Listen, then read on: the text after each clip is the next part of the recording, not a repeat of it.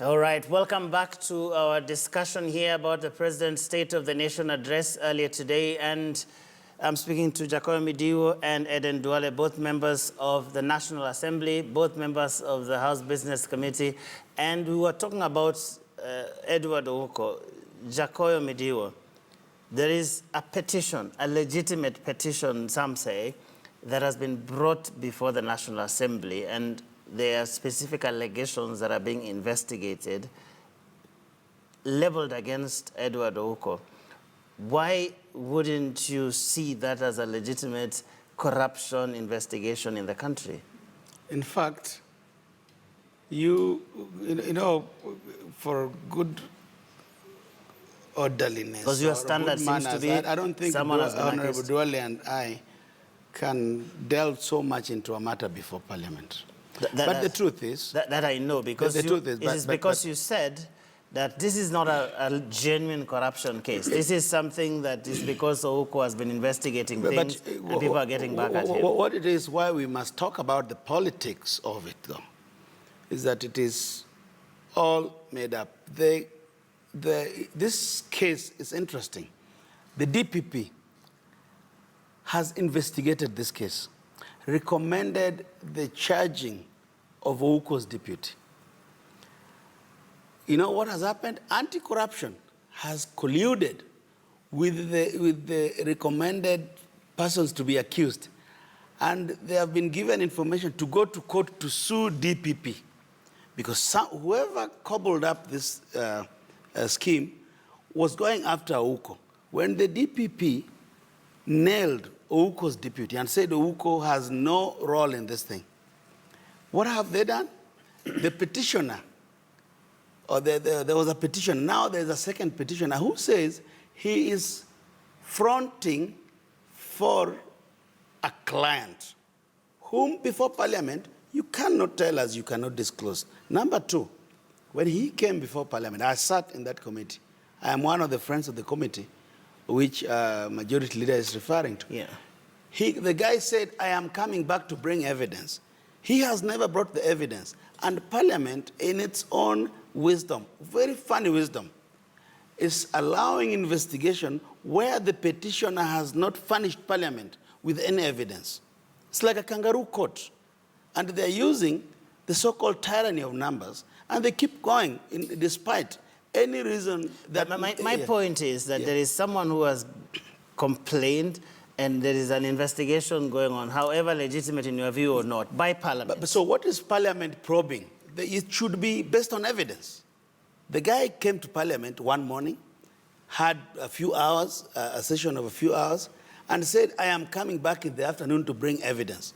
He has since gone under. But the ESCC itself, for example, said that Ouko overruled his deputy over the tender of the software and whatever, and signed it without going through the right procurement before the contract was signed. You want to tell me a parliamentary committee, which can be controlled by Midiwo or Duale, can do a better job than the DPP, which is an independent office? The rules it is the rules that we have set as a country, that Parliament has committees that have investigative power, isn't it? The DPP came before Parliament and told the same committee that I have found the Auditor General not culpable.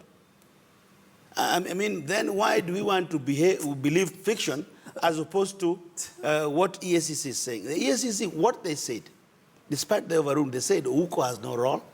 They have not established. They said they can investigate further, which is okay. Okay. So I'm going to bring Mheshimiwa Duale in a minute, but my point is that Parliament is investigating. There are many people who come up with whatever evidence they have and so on and so forth. This idea of delegitimizing what Parliament is doing and saying, oh yeah, you know, Parliament is not investigating anything meaningful. That's what I'm finding a problem with, because that is the system we set, isn't it? No, we have committees of the House that have investigatory power. It must be a system devoid of witch hunt. It must be a system that cannot be misused. You cannot play outside the rules. In fact, I went into that committee. I did raise this. Are you misusing let me help you. Parliament? Let me help you. And I want to set the record straight. Number one, every Kenyan, including Joe Ageo. I don't need help. No, I'm Please saying every Kenyan, including Joe Ageo, has a right within the Constitution and the standing orders to petition Parliament on any matter. That's the principle number one. Number two, under Article 95, subsection 4 of the Constitution, it says Parliament can deliberate on any issues that concerns the people of Kenya. That article locks out what he's saying, that even if EACC has done something, DPP has done something, any other institution has done something, Parliament can deal with a matter.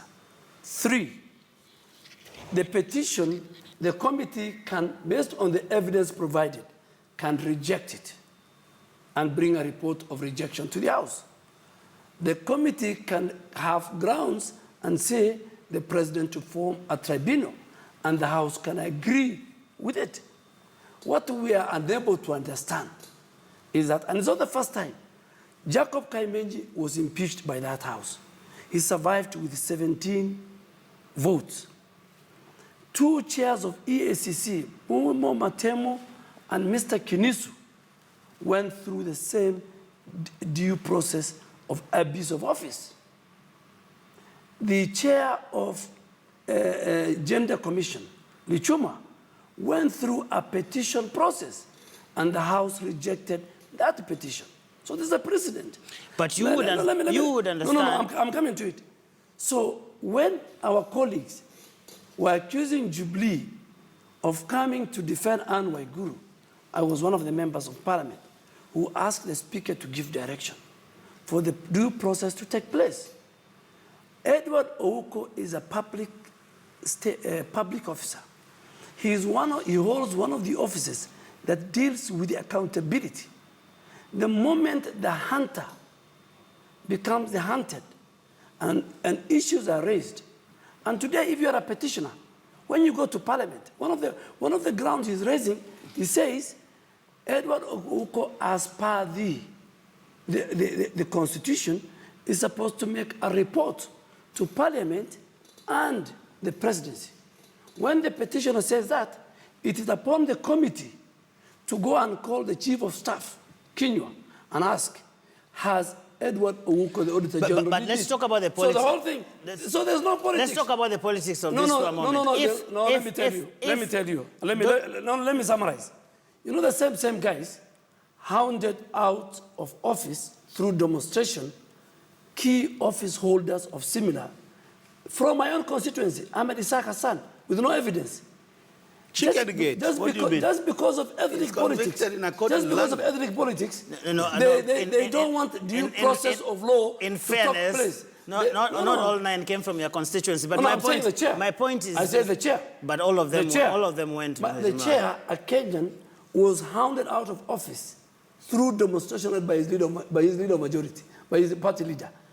They can't allow one of their own to be taken through a due process. The question I wanted to ask, wouldn't you find it believable when people complain that because this is the same Auditor General who has been chided publicly by the President, and a lot of people from the Jubilee side have complained and further to that, in public. And further to that. No, further. That is what has happened outside Parliament.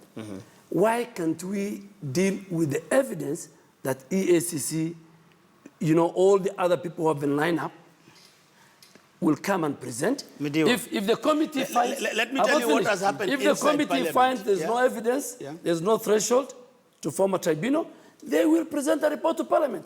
Yes, why are you stopping the process? The reason is... And why are you going to court? Why are you sending Ombutata to court? Who has... I don't know. It's you guys. For Christ's sake. It's you guys who are sending Ombutata to court. One thing which you have said, the President is a constitutional office holder. Absolutely. Cannot chide another one and say, now this one wants to go to New York. The President knowing very well that this Eurobond thing was cobbled up in his office. The second thing, the President knows that. The second thing, Eurobond. The second thing. Can I answer on Eurobond? No, just a minute. The second thing, let me tell him what has happened in Parliament with his signature. Aden Duale and the Jubilee ilk purported to want that Public Service Commission should employ employees that work for Edward Ouko. What were they fearing? Why did they need people seconded from OP That was a law. to work? It's not law. What he was trying to do was a bill. is to disarm him. So our antennas are up. You know, this position of Auditor General Why is your used to antenna be an appendage of OP. They did not know. Auditor General and the position of Controller of Budget. The systems did not know that their position would come out. Be honest to Kenyans. I am very honest. You guys are playing I'm very hypocrisy. honest. When you want to tell Auditor General It's a that he hypocrisy. cannot employ his own staff, it means you're playing ethnic you are up to politics. something. You're When playing you ethnic failed in politics. that, when you failed in that, It's very sad for a whole opposition to play ethnic politics. It's very sad. With the constitutional office when you were handing out Kinisu, I was in the forefront until it was found. The evidence threshold was high. Yes, exactly. But you see, he is not a Luo.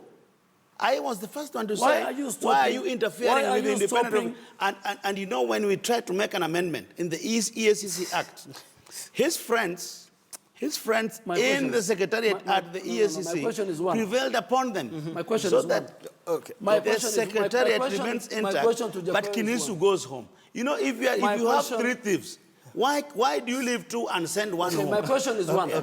My question is one. Yeah. Why is it that there are over 200 petitions that came to this house?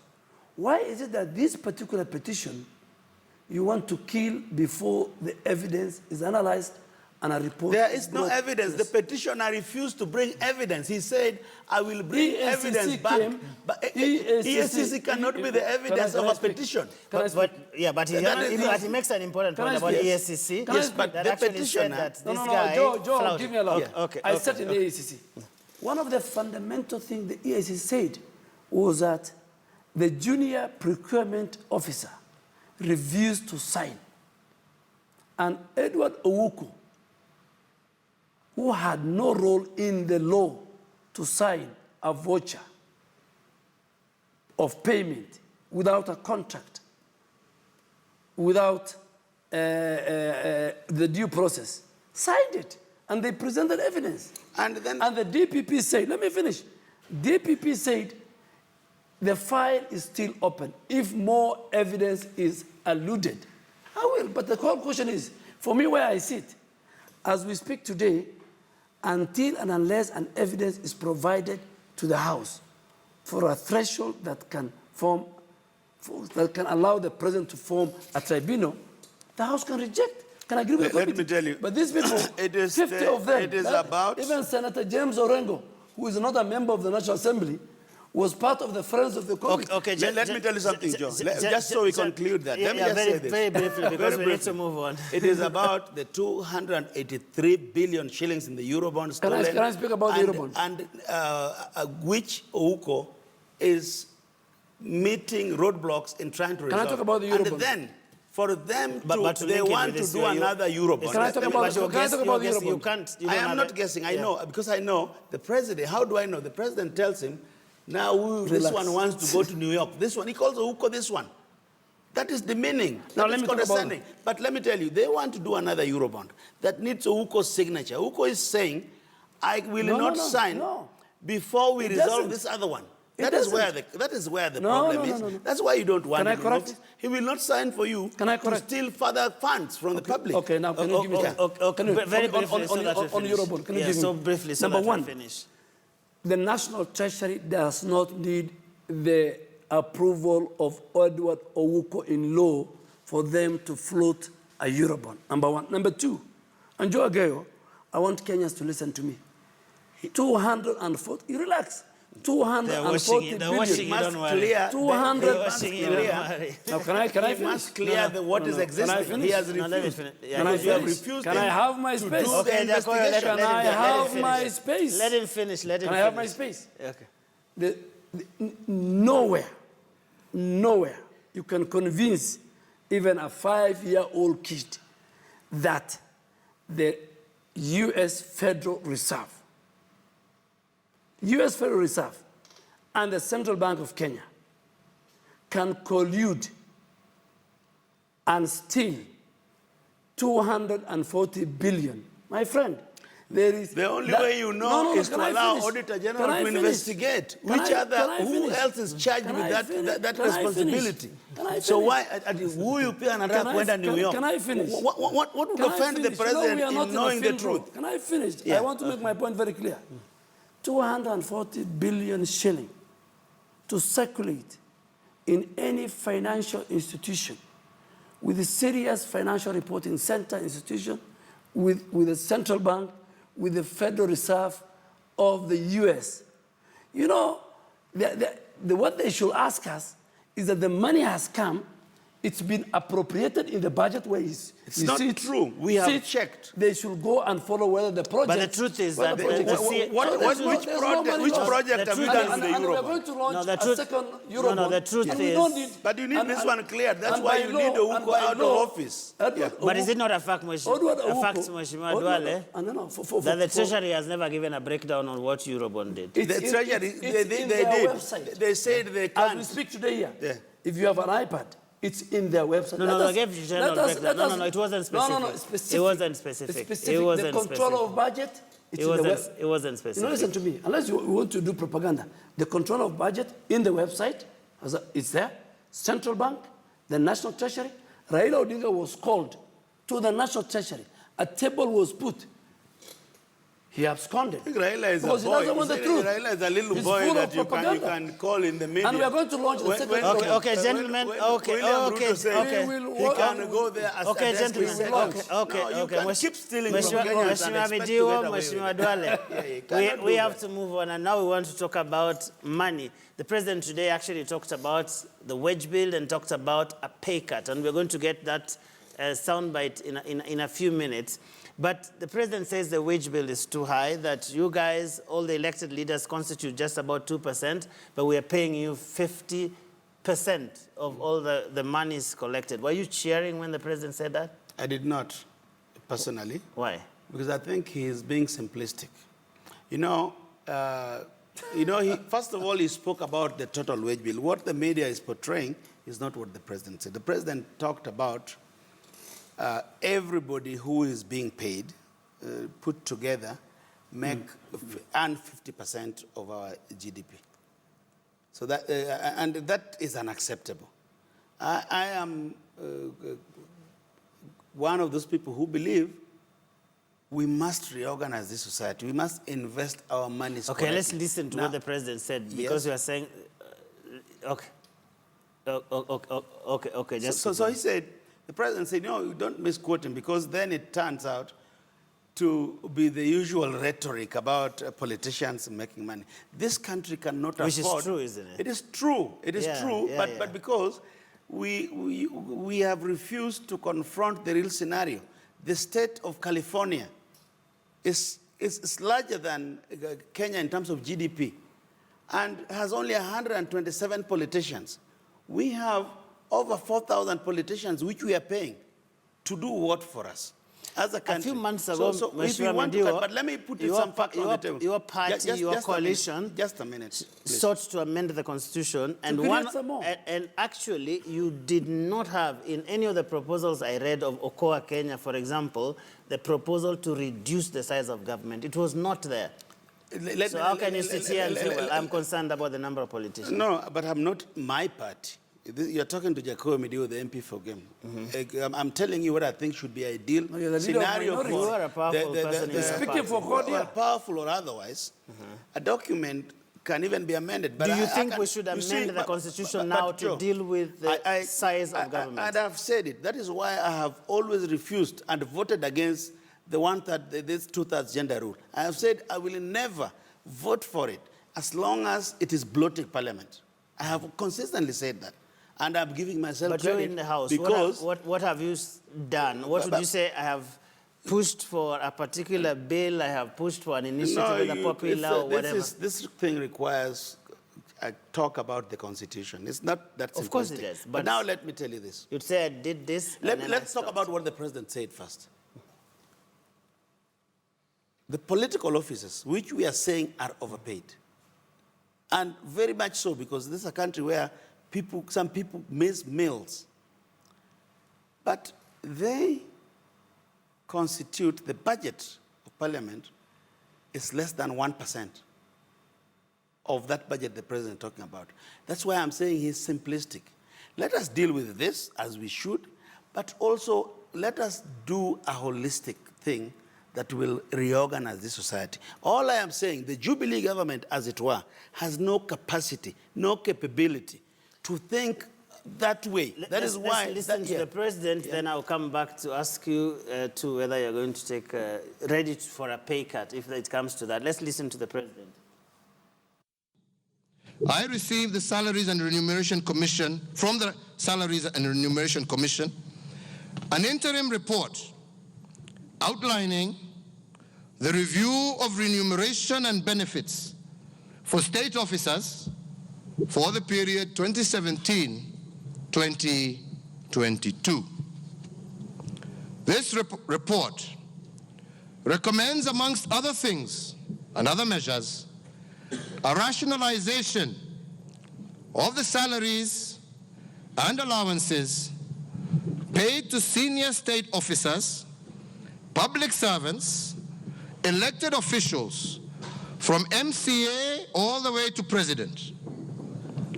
That will result in a reduction in salaries and allowances for those elected in August this year.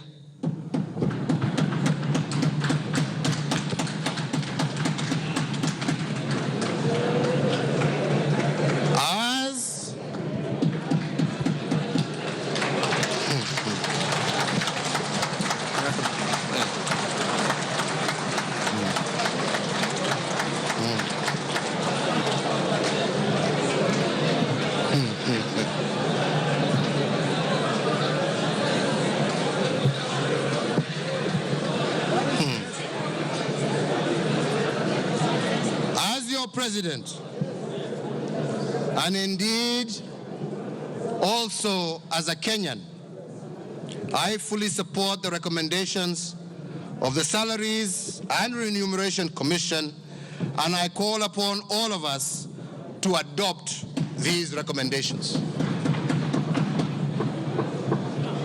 Honorable members,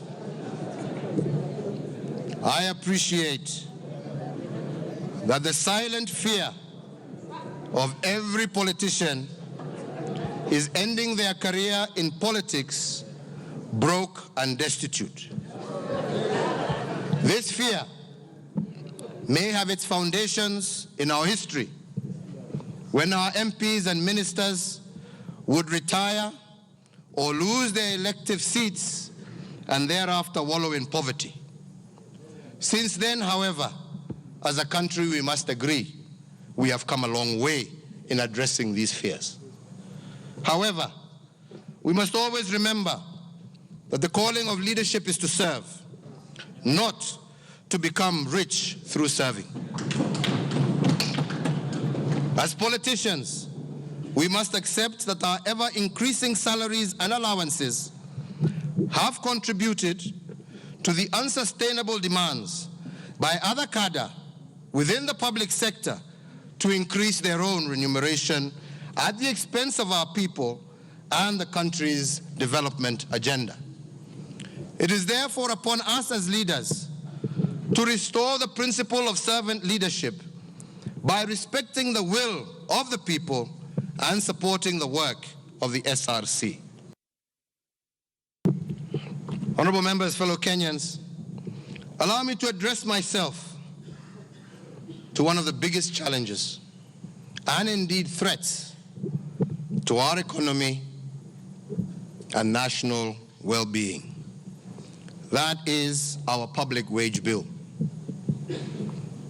Our wage bill threatens to destroy our development agenda as a nation. Today, the public wage bill stands at 627 billion shillings per year, amounting to 50% of the total revenues collected by government. This staggering amount is used to pay the salaries and allowances of 700,000 public officers, including those of us who are here today. In simple terms, 50% of all the money collected as revenue from the Kenyan taxpayer goes into the pockets of less than 2% of the country's total population.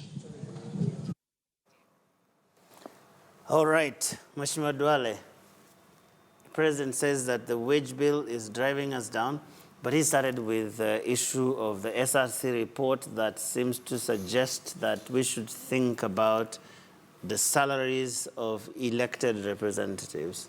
Do you agree? I think what the president said, it's a moral issue. It's a serious matter. And it's not about even elected leaders.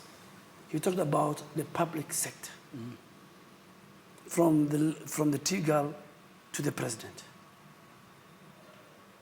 That we spend 50% of what we collect, Kenyans' taxpayer revenue, in paying salary. I think the internationally accepted standard is about 43, 42%. We are at 50%. So I think number one, we cannot, I think morally, we cannot have a situation where 2% of the population is having 50% of the revenue in their pocket. So I think from the president to the tea-girl, that recommendation touches. And I think we must all accept it. Would you like Jacob push for a smaller government? No. Before we reach that, first, the president said that recommendation is going to reduce allowances and salaries.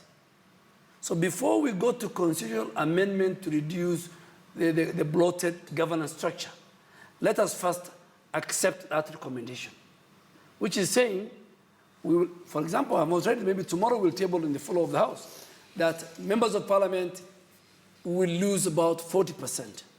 And he linked that to servant leadership, that you don't aspire to leadership just to make money. Secondly, the public sector, look at the doctors who are striking. If you look at what the doctors were demanding, they were demanding for a fresh university graduate to be paid $380,000. When an average university graduate, even working for this institution, or even an engineer with Kenya Pipeline, will be paid $60,000, $70,000.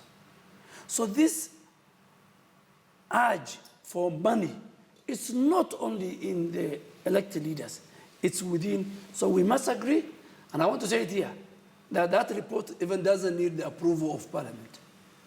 Sarah Serem, once she has a final draft, she will gazette it, and it becomes. And I have told my colleagues in parliament that it's morally bad that those of us who are 2% of the population cannot spend 50% of the revenue that the taxes that Kenyans pay. Okay, gentlemen, we need to finish this. Yeah. So I will allow you as to ask our colleagues now, with this new information, because Honorable Kalonzo Musyoka said they want to create more posts of Prime Minister, Deputy Prime Minister. No. They should stop that now. But you have I want you to round it off with your closing remarks. And when you're done, to tell us what, between now and the election day, should we do? What's the one thing we should do as Kenyans as we approach August 8th? Well, just to say, in everything that the president said today, I think he has talked about a real issue. That is a real issue. But I don't think you can expect hospitals and roads when you're using 50% of your revenue collections in salaries. But I have a problem with what he is not saying. Because, when we occasioned the new constitution, we were told 20% was bad. If you go today, in some areas, including my area, you need chiefs, you need the DCs, you need the DOs for government services. But we then have a law that allows County government. the county governments to employ parallel offices. You know, before you talk about administrators. before you see, this is the easy way out to talk about the people who earn more, but the people who earn unnecessarily are too many. We need to put, you see, in the workforce that we have, the 700,000 Kenyans. What are they doing to Kenya for Kenyans? As a member of parliament, he will tell you that in my constituency, for example, there is no agricultural extension officer. So all these people that we have, it means we have employed wrong people in the wrong places and paying them, including politicians. You know, if you go to Siaya County, for example, you have 30 wards, but 18 nominated MCAs, and you are paying them. You see, there's just something wrong with this whole architecture. And I think having laid that, I think the rest of us in public service need to further this debate so that it can make sense. Because my own view is that the SRM Commission does not understand this thing in a holistic manner. And I think they need help so that they can't go gazetting things. We need to think of what is best for our country. And I have said that I do not, sitting from where I am, I do not see that Jubilee government has what it takes to put Kenyans down, much like Kibaki and Raila put us to give us a constitution which they said 20% was bad. That 20% should have been the duty of the first government under the new constitution to keep talking. But what have they done? Every law that my friend here has brought to parliament has been one that is annoyed with the constitution. It's annoyed and tries to abrogate very many articles of the constitution because they don't want accountability. So what should we do between now and next election? By protecting the Auditor General. Okay, just one thing so that we finish.